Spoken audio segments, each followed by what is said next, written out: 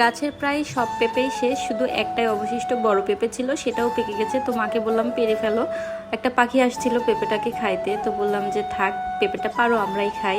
এদিকে আবার ডোমর গাছে ডোমর পাড়তে আসলো। ডোমরগুলো কয়েকদিন আগেও অনেক ছোট ছিল, তো এখন খাওয়ার মতো হয়ে গেছে। আজকে ডোমরগুলো পেরে ভাজি করা হবে, যার জন্য ডোমরগুলো সকাল সকাল পেরে নিল। আজকে সকালে যা যা রান্না করবে সব কিছু আগের থেকেই জোগাই নেওয়া হচ্ছে। আজকে বাড়ির কিছু সবজি দিয়ে রান্না বান্না করা হবে। এই যে এখানে কয়েকটা গাছের টমেটো টানো হয়েছে, পেঁপেটা পাড়া হয়েছে, আর গাছের একটা আতা ফল ছিল সেটাও পাড়া হয়েছে। তো আতা ফলটা কেমন যেন জায়গায় জায়গায় পাকছে, ভালো মতো পাকে না। গ্রামের বাড়িতে আসলে এরকম টাটকা একদম ফ্রেশ ফ্রেশ সবজি ফল পাওয়া যায়, খাওয়া যায়, তো অনেক ভালো লাগে। এগুলো বাসা বাড়িতে পাওয়া যায় না। এদিকে আব্বু আবার ট্যাংরা মাছ নিয়ে আসছে, এগুলো আমার বোন কুটি বেছে নিচ্ছে। কালকে রাত্রে আমাদের এখানে অনেক ঝড় বৃষ্টি হয়েছে, অনেক বৃষ্টি হয়েছে, যার কারণে চারিপাশে একদম ভেজা স্যাঁতসেঁতে। তো মা আবার বললো যে খুকসা পাতা উঠাই নিয়ে আসতে। খুকসা পাতা দিয়ে মাছগুলো ধুইলে অনেক পরিষ্কার হয়, তো আমি কয়েকটা খুকসা পাতা উঠাই নিয়ে এসে মাকে দিলাম। এই পাতা দিয়ে মাছগুলোকে কসলাই কসলাই ধুলে মাছগুলো কিন্তু একদম সাদা ঝকঝকে হয়ে যায়। আজকের মাছগুলো ডাটা আলু পটল দিয়ে রান্না করা হবে। তো আমাদের যে ডাটাগুলো লাগিয়েছিল সেখান থেকে কয়েকটা ডাটা উঠাই নিয়ে, আমাদের বাড়ির এই ডাটাগুলো কিন্তু অনেক সুন্দর, অনেক নরম, রান্না করলে খুব তাড়াতাড়ি গলে যায় এবং খাইতেও কিন্তু খুব মজা লাগে।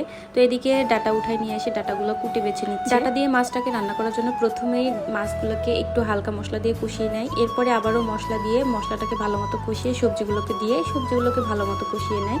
আমাদের এখানে কিন্তু এইভাবেই রান্না করে।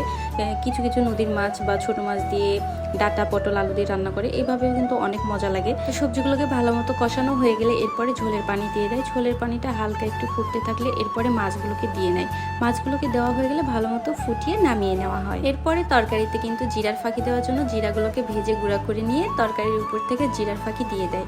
তো বাস আজকের দুপুরের এটাই ছিল রান্না। আজকে সকালের খাবারে ছিল রুই মাছের ভর্তা ছিল, করলা ভাজি ছিল, গাছের সেই ডুমুর ভাজি ছিল, আর ছিল লাউ পাতা ভর্তা, যেটাকে আমি ভিডিও করতেই পারি না একদমই। এই লাউ পাতা ভর্তাটা কিন্তু আমার অনেক মজা লাগে।